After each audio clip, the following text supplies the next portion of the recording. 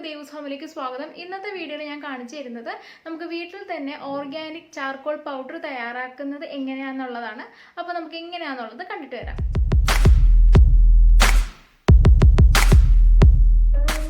അപ്പോൾ നമ്മൾ ആദ്യം ചെയ്യേണ്ടത് സ്റ്റൗ കത്തിക്കുകയാണ്. എന്നിട്ട് അതിനകത്തോട്ട് ചിരട്ട വെച്ച് കൊടുക്കുകയാണ്. ഈ ചിരട്ട വെക്കുന്ന സമയത്ത് സ്റ്റൗവിൽ കുറച്ച് തീ മാത്രമേ ഉണ്ടാവാൻ പാടുള്ളൂ. അതുകൊണ്ട് നമ്മൾ സ്റ്റൗ കത്തിക്കുന്ന സമയത്ത് മാക്സിമം ആ തിരിക്കുന്ന സംഭവം ലെഫ്റ്റിലോട്ട് ആക്കിയിട്ട് വേണം സ്റ്റൗ കത്തിക്കാനായിട്ട്. എന്നിട്ട് ഈ ചിരട്ട വെച്ചതിന് ശേഷം ചെറുതായിട്ടൊന്ന് ആ ഒരു ഫ്ലെയിം ഒന്ന് കൂട്ടിക്കൊടുക്കാം.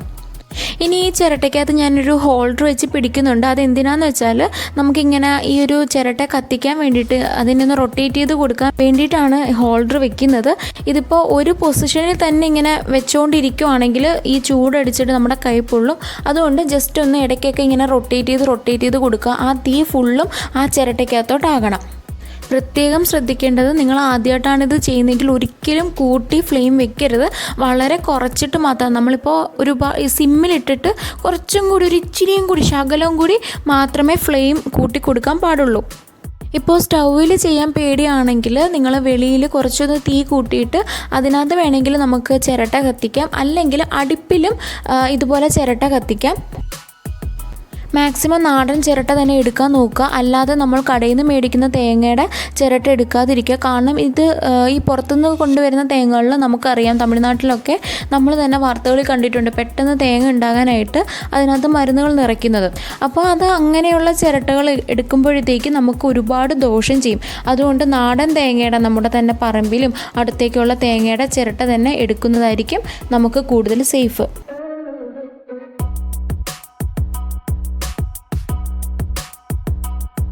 അത്യാവശ്യം ചിരട്ടയിൽ തീയായി വരുമ്പോഴത്തേക്ക് അപ്പോഴേ തന്നെ സ്റ്റൗ ഓഫ് ചെയ്യുക. എന്നിട്ട് ഒരു സേഫായിട്ടുള്ളൊരു സ്ഥലത്തോട്ട്, ഗ്യാസൊന്നും അടുത്തില്ലാത്ത ഒരു സേഫായിട്ടുള്ള ഇടത്തോട്ട് ഇതുപോലെ ആ ഹോൾഡറോട് കൂടി ചിരട്ട മാറ്റി വയ്ക്കുക. അവിടെ നിന്നിട്ട് ബാക്കി ഈ ചിരട്ട കത്തിക്കോളും. അത്യാവശ്യം ആ ചിരട്ടയിൽ തീ ആകുമ്പോഴത്തേക്ക് തന്നെ മാറ്റിക്കോണം. ഒരുപാടൊന്നും ആൾ കത്താനായിട്ട് വെക്കണ്ട. നമ്മൾ മാറ്റി ഒരിടത്ത് സേഫായിട്ടുള്ളിടത്ത് വെച്ചാലും അവിടെ തന്നെ ഇരുന്നിട്ട് ഈ ചിരട്ട ഇങ്ങനെ ആളി കത്തിക്കോളും. അപ്പോൾ ഈ സമയത്ത് ഈ നമ്മുടെ ചിരട്ട ഇങ്ങനെ പൊട്ടി പല പീസാവാൻ തുടങ്ങും. അതോടൊപ്പം തന്നെ ആ തീ ഇങ്ങനെ കുറഞ്ഞു വരാനും തുടങ്ങും.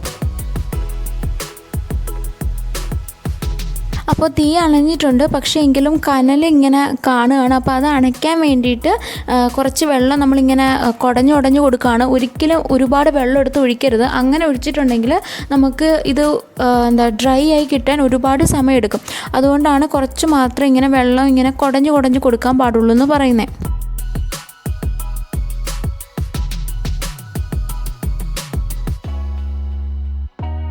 അപ്പോൾ നമ്മുടെ ചാർക്കോൾ ഇതാ ഇങ്ങനെ കിട്ടും. ഇതിന് ഇനി ഒന്നും കൂടി നമ്മൾ കുഞ്ഞു പീസായിട്ട് നമ്മുടെ കൈ വെച്ചിട്ട് തന്നെ ഇങ്ങനെ മുറിച്ച് കൊടുക്കണം.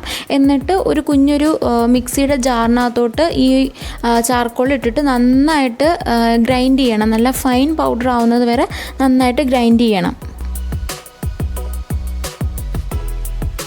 അപ്പോൾ നമ്മുടെ ചാർക്കോൾ പൗഡർ റെഡി ആയിട്ടുണ്ട്. നിങ്ങൾക്ക് വേണമെങ്കിൽ ഒരു അരിപ്പയ്ക്കകത്ത് ഇട്ടിട്ട് ഒന്നും കൂടി ഒന്ന് അരിച്ചെടുക്കാം. അപ്പം കുറച്ചും കൂടി ഫൈനായിട്ടുള്ള പൗഡർ കിട്ടും. ഇനി ഇതിനെ ഒരു എയർ ടൈറ്റ് ഗ്ലാസ് ബോട്ടിലിനകത്തോട്ട് ആക്കി കൊടുക്കുക. ഒരുപാട് നാളിത് നിൽക്കും. പിന്നെ എയർ ടൈറ്റ് ആയിരിക്കണം, ഒട്ടും അതിനകത്ത് ഈർപ്പം ഉണ്ടാവാൻ പാടില്ല. നല്ല ഡ്രൈ ആയിട്ടുള്ള ഗ്ലാസ് ബോട്ടിലിനകത്തോട്ട് വേണം നമ്മളിത് ഇട്ട് വെക്കാനായിട്ട്.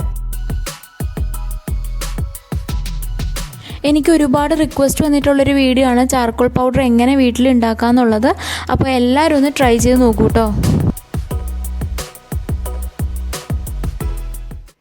ഇതുപോലെ നമുക്ക് വളരെ എളുപ്പത്തിൽ വീട്ടിൽ തന്നെ ഓർഗാനിക് ചാർക്കോൾ പൗഡർ തയ്യാറാക്കാം. അപ്പോൾ എല്ലാവരും ഒന്ന് ട്രൈ ചെയ്ത് നോക്കൂ കേട്ടോ. അപ്പോൾ ഇത്രയേ ഉള്ളൂ ഇന്നത്തെ ഈ ഒരു വീഡിയോ. എല്ലാവർക്കും ഇഷ്ടമായെന്ന് വിശ്വസിക്കുന്നു. ഇഷ്ടമായെങ്കിൽ ഞാൻ എപ്പോഴും പറയുന്ന പോലെ ലൈക്ക് ചെയ്യാനും ഷെയർ ചെയ്യാനും സബ്സ്ക്രൈബ് ചെയ്യാനും മറക്കരുത് കേട്ടോ. അപ്പോൾ ബൈ.